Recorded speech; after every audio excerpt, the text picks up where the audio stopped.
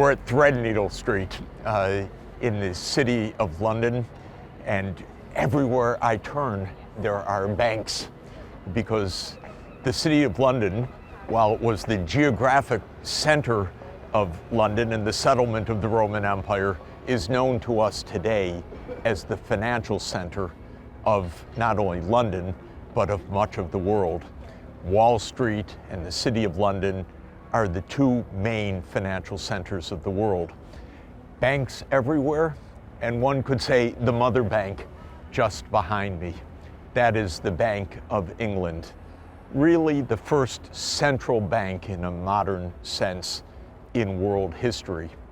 After the Glorious Revolution of 1688, within a few years, the new monarchy, William of Orange, realized that in order to be able to compete effectively with France in the military competition for domination and for hegemonic control of the colonies across the seas, the government would need effective finance. And so in 1694, just a few years after the Glorious Revolution, a new bank, the Bank of England, was established to be the bank of the government. It would hold the government's deposits, it would borrow for the government, it would issue banknotes of pound sterling. And thus was invented the first modern central bank. The implications of this are enormous.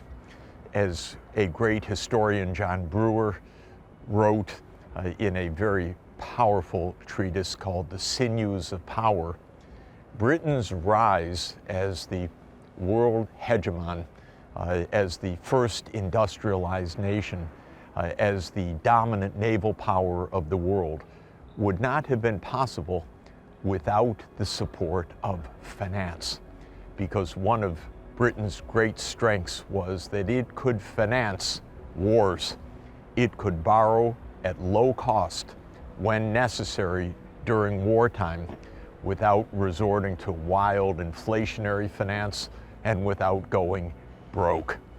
And the Bank of England was a decisive institutional innovation which enabled Britain, and especially the government, and for military purposes, wartime finance, to be able to access borrowing at low cost and thereby at crucial moments to be able to mobilize the resources for military victories.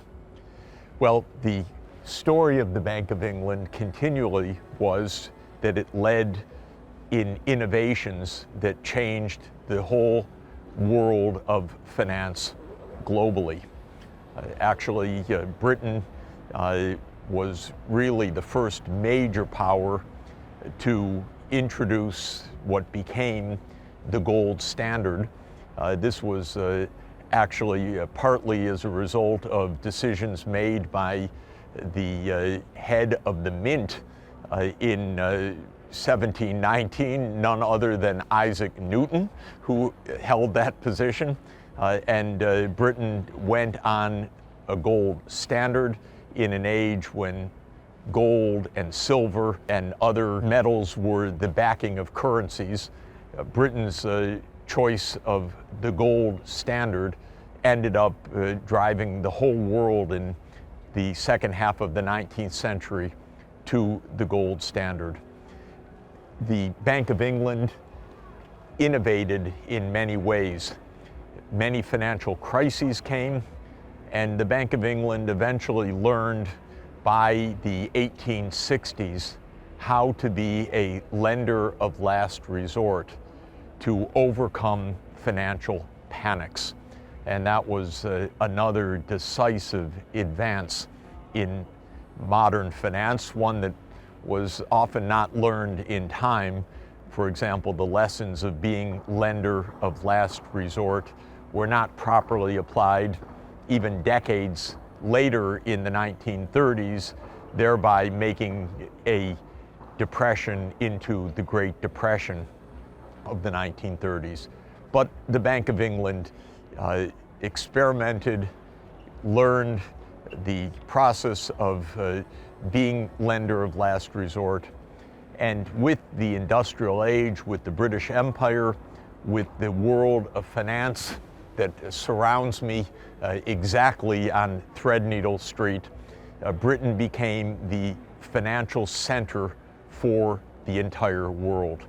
Wherever new countries wanted to introduce the new technologies of railroads or telegraph, they would come to float their bonds in the City of London, in the largest financial center of the world. And the pound sterling was the world's dominant currency. When foreign reserves were held around the world to be able to engage in international transactions, it was the pound sterling that was held. Of course, in the 20th century, the drama of the decline and eventual end of the British Empire is paralleled by the decline and eventual end of the pound sterling as the world's central currency. 2 world wars and Great Depression and all of the profound financial strains that entailed meant that by the end of World War II, Britain was heavily indebted. The currency was no longer the world currency. In fact, in many ways, it was a blocked currency. Those who held pound sterling could not use it effectively, could not convert it any longer into gold, and indeed into even other currencies. The pound sterling was devalued very sharply in 1949, and though at the end of World War II, the pound sterling, the British currency, was the currency of international trade and foreign exchange reserves, by 1970, after further devaluations and weakness of the British economy and end of empire, the role of pound sterling also disappeared. Of course, it was replaced by the dollar. And while the City of London continued to thrive as a world financial center, Wall Street and the US dollar became the new center of the world of finance in the second half of the 20th century. Now we see the tensions as well with the role of the dollar and the competition with other currencies, including the renminbi, China's currency, and the rise of China in the world economy.